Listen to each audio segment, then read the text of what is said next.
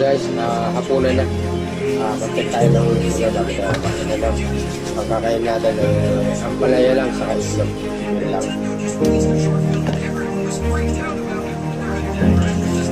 Sugar test tayo.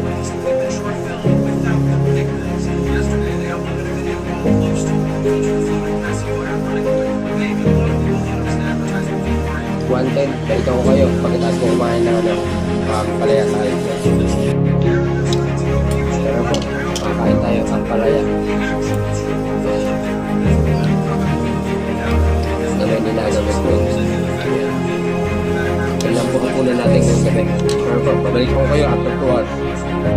Okay mga ka-diabetes, sugar test tayo ulit. After 2 hours, kumain tayo ng palaya saka nilagang itlog. Try naman natin test yung sugar.